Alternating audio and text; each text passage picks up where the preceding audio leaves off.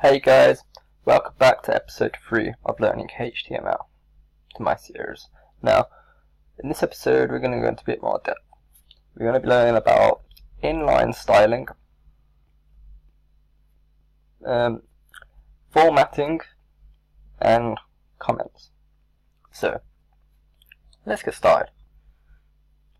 So, inline styling is where you style text within the same line of the text. So, for example, we wanted to change the color of this heading.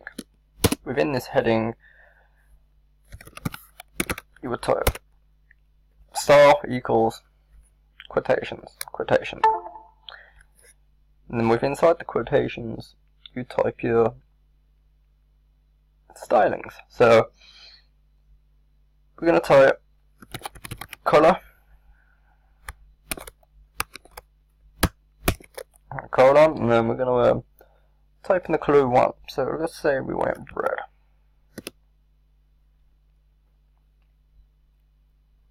So this is CSS. So CSS stands for Cascading Style Sheets. Now, this, you shouldn't really use it like this, but it still can be done. It just makes it very messy and unorganized for your queries. But we'll get into that later on in the series, probably in a new series. Now, I'll show you what this did. Let me just save it. There we go. It's red. So let's do a few more. So we'll do the same again, but this time I'm gonna do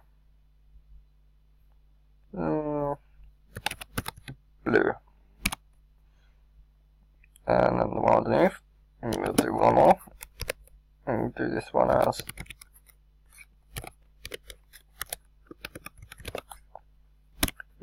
green. So let's save that. There you go. Red, blue, and green. So that worked. So that's inline styling. Now let's go to setting the background. So let's get the body, because the body contains everything, all this content. Right. All this is in the body. This contains everything. So if you used to set the background for the body, that would set everything behind all the content. The color, so the background.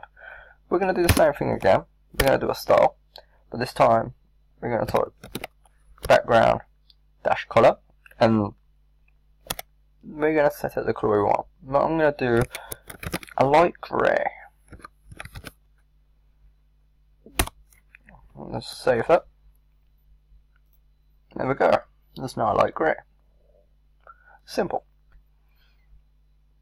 Now let's go into the formatting.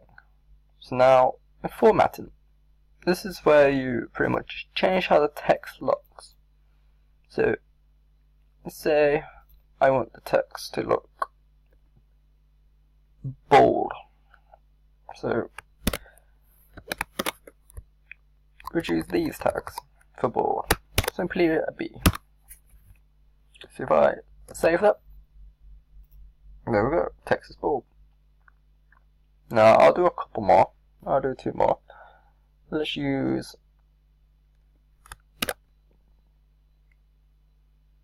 let's try this one. Oops.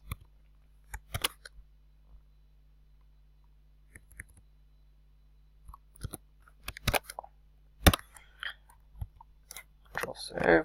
I'll show you this one. Nice, nice. And let's do one more. This one's italic, by the way. So I think it's just an I. Yep. I'll save that. They're pretty much the same, but there is more.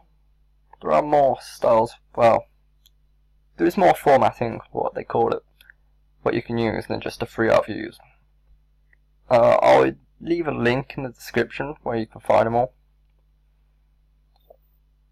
There's a website for it where it's brilliant.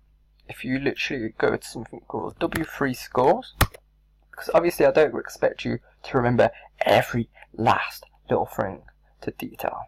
Like, there's certain things where you're not gonna remember 100%. No one will. So let's say we don't want to learn it. Because I'm teaching you now, we just want to find some things what we don't remember. So let's say I want to do, like, here's the formatting. So let's say, here we go. Then it comes up with a list of all the formats you can use. B, strong, italic, phased, and so on. So if you ever want a list of all the formattings you want to use, simply just use this website. Well, I'll put this website in the link in the bottom, in the description, so you can use it. But now let's go to comments. Now, comments are super helpful. Now, within these comments, for beginners, this is brilliant. So, for example, if we go under here and type this,